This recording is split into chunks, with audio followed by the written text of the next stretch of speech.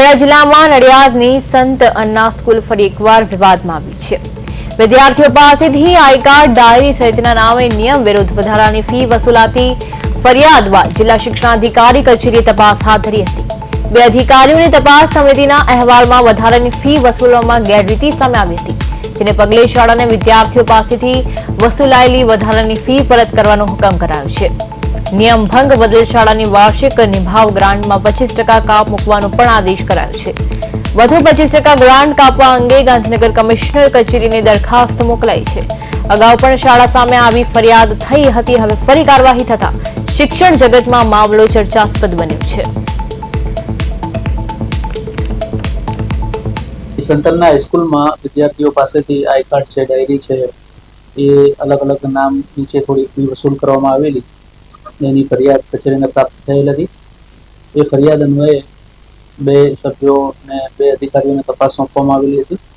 તપાસ અહેવાલની અંદર શાળાએ સદર ફી શાળા દ્વારા સદર ફી લેવાઈ હોય એ પ્રસ્થાપિત થાય છે।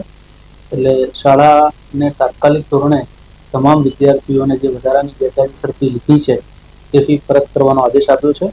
અને શાળાને જે નિભાવ ગ્રાન્ટ પ્રાપ્ત આપવાની થાય છે, વાર્ષિક નિભાવ ગ્રાન્ટ, એમાંથી 25% ગ્રાન્ટ કાપનો હુકમ કરવામાં આવ્યો છે અને અન્ય 75% ગ્રાન્ટ કાપ માટે ગાંધીનગર કમિશનર શાળાઓની કચેરીને દરખાસ્ત કરવામાં આવેલી છે।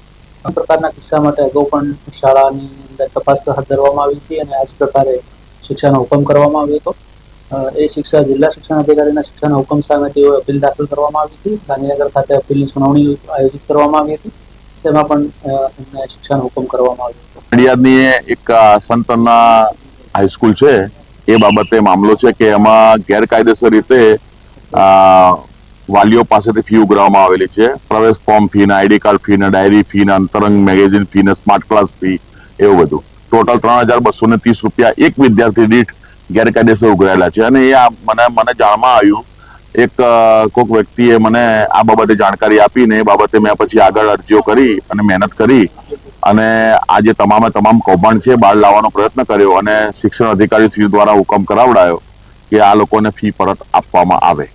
અરજદાર હું જાતે જ છું, ગૌતમસિંહ સુદાના। આજે જિલ્લા શિક્ષણ અધિકારી શ્રીની કચેરીમાંથી જે કાગળ મારે ત્યાં આવ્યો છે, એ કાગળમાં મારું જ નામ છે પહેલું, અરજદાર શ્રી ગૌતમસિંહ સુદાન। પહેલા તો 1 વર્ષ સુધી તો આ લોકોએ ગલ્લા તલ્લા કરીને પહેલા તો મારે ત્યાં ખોટી અરજીઓ કરે, જવાબો મોકલે નહીં અને 3 દિવસમાં આમ કરીશું તેમ કરીશું એવી રીતે 10 ટપાલો મારે ત્યાં આવી, કોઈ કાર્યવાહી કરી નહીં। આનો પછી બહુ જ ગાંધીનગર લેવલે પછી મેં અરજીઓ મોકલી એટલે પછી આ લોકોએ કાર્યવાહી મજબૂરીમાં કરી, નહીં તો એ કરવાના જ નતા। સંતના સ્કૂલ જે જૂની બિલ્ડિંગ હતી એ તોડીને નવું બિલ્ડિંગ બનાવ્યું છે।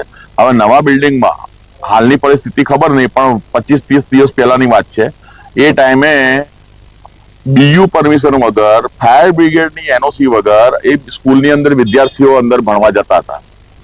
હવે એ કઈ રીતે જઈ શકે? ફાયર બ્રિગેડની પરમિશન એટલે ફાયર એનઓસી ક્યારે મળે? જ્યારે બીયુ પરમિશન હોય।